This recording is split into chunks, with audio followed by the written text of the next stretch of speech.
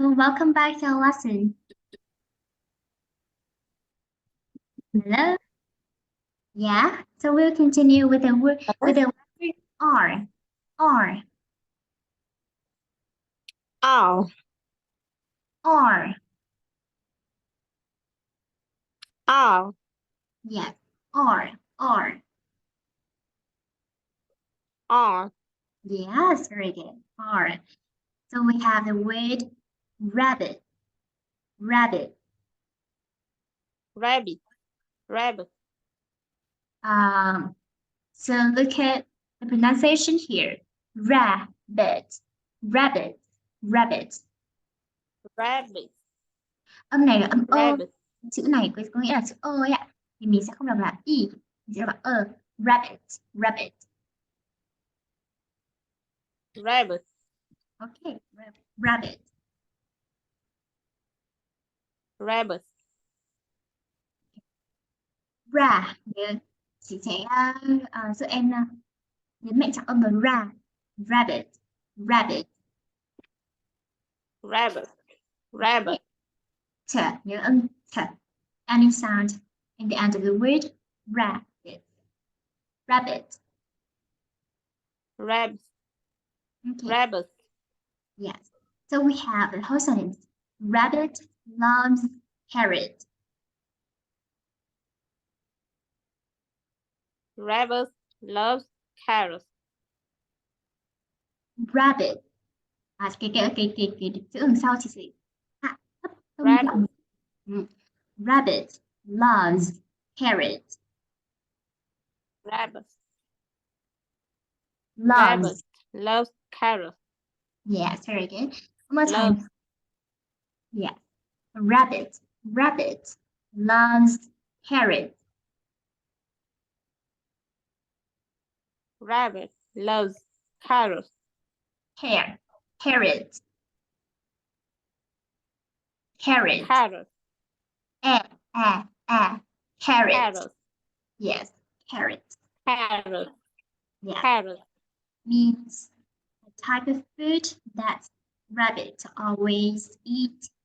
Like carrot ở đây có nghĩa là cà rốt, củ cà rốt, củ cà rốt. Cà rốt. Thì thỏ rất thích cà rốt. Okay. So pay attention to the word rabbit. Rabbit. Rabbit. Rabbit. Yes. Rabbit. Okay. Very good.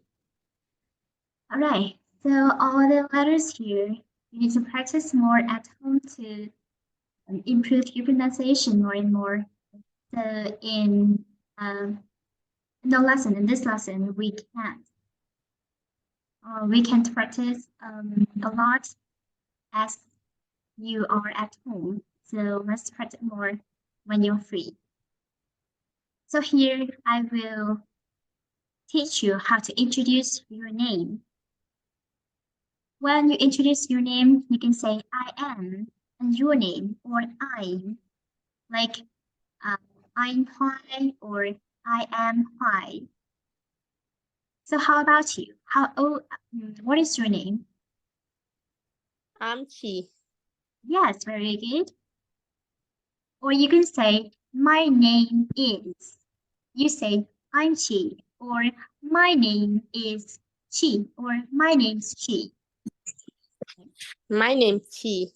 Yes. Yeah, so we have two ways of introducing. Yes. My name is, or my name's. Okay. Yes. So after you introduce yourself, you can say, you can tell more information about your name. You can say other people that you can call me and your nickname. Là sau khi mình nói tên của mình thì mình có thể nói thêm là bạn có thể gọi tôi là cái này, my name, ví dụ như là I'm Chi, you can call me Chi, hoặc là chị có thể lấy một cái tên nước ngoài nào đó để cho người ta nói chuyện với người nước ngoài, người ta dễ đọc hơn. Ví dụ là I'm Chi, you can call me Mary, for example. Đó, tức là một cái nickname của mình đó. Okay. Or you can say people call me.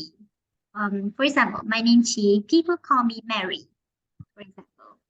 Đó, tức là mình sẽ có tổng cộng là hai cách. Đầu tiên là mình sẽ giới thiệu tên của mình. Đó.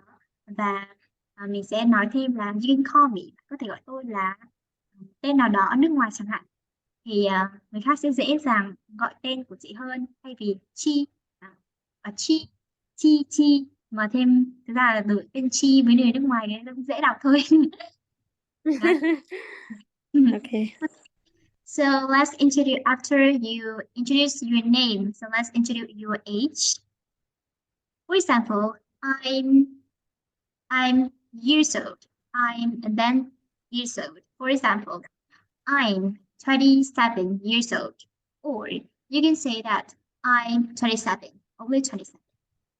Tức là cái giới thiệu tên này thì nó rất dễ thôi. Mình có thể nói là I am 27 hoặc là I'm 27. Okay. Yes. Còn có thể nói years old cũng được. Còn không thì mình chỉ nói là I'm 27 thì nó sẽ ngắn gọn hơn, dễ hiểu hơn là I'm 27 years old. Khó hơn, phát âm hơn. Okay. So I'm 27 years old. I'm 27 years old. Years old. Years old. Years old. So in another step, you say, I'm 27. I'm 27. Okay, that's great.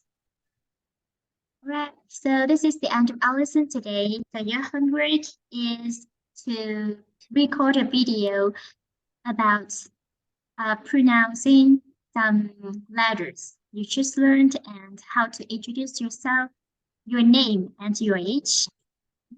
Và về nhà của chị là sẽ là chị sẽ cố gắng quay những cái quay mình phát âm là từ letter, tức là các chữ cái và các câu, các từ. Sau đó là chị sẽ nói 3 câu giới thiệu bản thân. Ví dụ như là my name's Chi, people call me Chi, or people call me Mary, I'm 27 years old. Đó, 3 câu như vậy. Okay, you got it? Okay, thank you for attending this lesson. See you next time. Chào chị ạ. Bye. Vâng.